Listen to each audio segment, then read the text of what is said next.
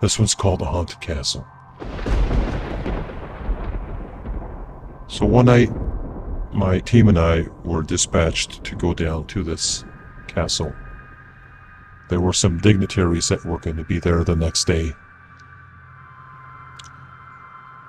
There were caterers there on site, there was cleaning staff, kitchen staff, security staff. Everyone was there prepping for the event of the next day. So my crew came in, and our job was to walk the perimeters of the castle in and out and just look for things. So that one night, it was just myself and another gentleman that worked with me. His name was Carlos. So we decided to split up the castle, and we both went our way, took our notepads with us, and we walked around in and out of the rooms, looked in the closets, looked underneath beds. Pretty much a good sweep of the area there. So I had heard of strange sightings, strange things that had happened there before, but I never really thought about it that much until that night. So I was alone, walking down the long halls, and you could see the marble floors. You'll see the armored knights at the end of the hallways facing each other. Some night lights were on, but it was pretty dark. And all the entrances to the bedrooms. I believe in total there was 98 bedrooms at the time.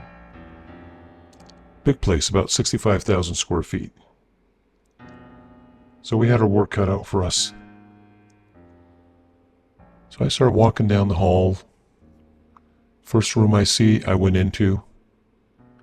Looked behind the door, opened a few closets up. Got down on my knees, lifted up the bedding, looked underneath the bed, had a flashlight. Everything was normal. Walked around, out the room, next room. I did that for about 2 hours, just up and down the halls. And then I got to one area where there was an old door there, and I thought, okay, well, we'll do this one after. We'll leave that for last. So anyway, continued doing my work, and about maybe halfway through the night, I had bumped into a few people here and there in the hallway. Just a quick hello, and they went about their business. And at that time, I'd say there were less than 20 people in the whole castle. So I met up with my partner later on in the night, and we had a couple of snacks, and we talked about what we saw, what we didn't see. And then he said to me, he said, there's the towers on the side there. I said, you know what, I got one, you got one, we'll do that, we'll leave it for last. And this is where all the spooky stuff started to happen. So he said to me, he says, did you feel like you were being watched at all at any point? I said, no, actually, I've heard of, scary things happening here, some apparitions, some weird noises, some possible ghost sightings, but I said, I felt fine. Now that you mentioned that, I'll probably be thinking about it. He said, I was over at this particular spot, and he says, I felt like somebody was following me around, just peeking around corners and whatnot. I said, well, it could be somebody that was working here, maybe just, walking around, and they don't want you to know they were there. Why don't we split up the other way then? I said, I'll do the remaining section that you were looking after, and, vice versa. And then we'll meet at the end, and then we'll do the 2 towers, and then we'll go outside. So he said, sure, why not? So we decided to do that. So we both split up again, and I made my way over. So I picked up where he left off, and again, in and out of the rooms, down the hall, checking closets, everything and whatnot. And then, as I'm turning the corner, I see the 2 armored knights at the corner at the end of the hall. And all of a sudden, I did feel like I was being watched, and I thought, well, maybe it's because he mentioned to me, it's in the back of my mind now. So I turned around really quick, and I didn't see anything. But as I started walking forward towards the armored knights, I thought I heard someone whisper, and I stopped. And the hair on my arms and my whole body just froze. And I turned around really slow, and I didn't see anything, and I'm like, okay, it's probably somebody just trying to prank me. I said, no, not a good idea, especially now that, you know, what I'm looking for and what I'm doing here. That wouldn't be a wise thing. So I kept walking, and I completed a couple more inspections of rooms. And as I'm getting really close to the nights, I hear a whisper again, but this time it was coming just ahead of me. So I stopped again and I looked behind me, nothing there, of course. I walk up to one of the armored knights and I stared her right in the eyes. And I'm looking around and I lifted up the little eye shield. Of course, there's no one in there. I start playing around a bit with the arms and some of the armor. Of course, nothing there. Went on the other side, the opposite side, and checked, and of course, there's no one in there either. So I continued walking. I'm turning the corner, and I hear a whispering sound again. I couldn't make out what it was saying. So I turned around and went back in the direction I'd come from. Now I'm standing right in between the two knights. I look down the hall, and there in the darkness, I see a white, wispy figure just pass right across the hall. I froze. I looked behind me. There's nobody around. I called out. No one answered. So I start walking down the hall pretty quick. And as I'm going down the hall, I'm getting this very eerie feeling that I'm not alone. And all of a sudden, on the right side of my ear, I hear a faint whisper just kind of like passing right by me. So I stop and I look over and I felt like someone reached out and just touched my arm. So I started getting really panicky and thought, this is probably what they were talking about with the ghosts and whatnot. And I thought, well, I need to get out of here. So I found my way sort of back to where I had started, but I might have taken a turn somewhere incorrectly. So I turned around and I walked out of there really quick. When I got to the end of the hall, I wasn't sure in what direction to go into. So I went to the right, walked around for a couple of minutes, and I found myself like as if I was walking in circles. The whole time I felt like I was being followed, and that was really creepy. So I backtracked and went the opposite way. And instead of ending up where I had started from, I found myself in a totally different place. So I didn't want to go around in circles for the next while. So I called out a few times, see if anybody was around. No one answered. So I went down that same hallway again. I thought it was the same hallway. Turns out there's 4 different hallways that look very similar. So I'm walking down, and it's pretty dark down there, but I've got a flashlight, and there's a little bit of light, like wall sconces. So there's a little bit of light coming off. I started feeling really creeped out. And then right behind me, I felt like a cool breeze just went by my neck. I turned around, I look, and there's this wispy white figure about maybe 10, 15 feet in front of me, just slowly making its way into one of the rooms.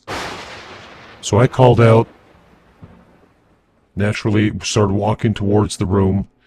I walk in the room, I put my flashlight on, I'm looking around, I don't see anything, but I keep getting the goosebumps. Now I think my mind's playing tricks on me, so I'm thinking I need to get out of here and find my way back. See if I can get hold of my partner. And at this point I hadn't seen anybody around. So I kept walking. It seemed like an eternity, but it was probably more like 10 or 15 minutes. Then I found myself in a familiar staircase. So I went down the stairs and made my way back to the main foyer. Then I saw a couple of cleaners there, and I asked them if they had seen my partner. They said no. So I went back to the other area, and eventually I did find him a little while later, and so I spoke to him, and I told him about what happened to me. And he said, I felt the same thing. I felt like I was being followed around, and, I don't know, he says, it freaked me out. He says, I wanted to get out of there. He says, that's why I asked you if you wanted to switch places. And I said, I just feel so weird. I said, why don't we just stick together and we'll just do the rest of it ourselves. It might take a little longer, but... So we finished scanning his side. We went over to my side, finished scanning my side. It's about 4 in the morning now. And he said, I can't get that feeling. He says, I still feel something here. And I said, I know. And I said to him, let's ask somebody if they've seen anything around here or if they know of anything. So we saw a couple of people from the kitchen and we spoke to them for a few minutes. And they said, yeah. He said, there's this lady in white that actually has been seen walking around the halls at night. Sometimes we see her in the basement. Says everyone got freaked out at first in the beginning, but says we've gotten used to it and she's harmless. And then, we asked him, said, does she have a name? Has anyone communicated with her? He said, no, most people will see her and then just let her do her thing and then, she'll leave you alone. So I got really curious about this. I said to Carl, I said, you know what, man? I said, yeah, I am freaked out, but we're pretty much done. The only place left we have to scour now is the 2 towers. He says, we'll leave that for a little bit later on. So in the meantime, let's just kind of go up and let's see if we can find this lady. So Carlos is looking at me like, you got to be kidding me. I said, you know what? Got a couple of hours to kill here. The towers won't take more than half an hour, so yeah, let's go. So he agrees, reluctantly. And we go up to the upper floors. And of course, almost all the rooms look the same. The furniture looks slightly different, the decor and whatnot, but same size, same layout. So we're up there for a while. We don't feel anything. We don't see anything. So we're going across this hallway. Now, as you get to the middle of the hallway, it opens up and it splits into 2 separate stairwells, spiral staircases that go down to the main foyer. I guess it's sort of like not a conference room, but like a sitting room, I would say. And so we're walking by, we're looking down.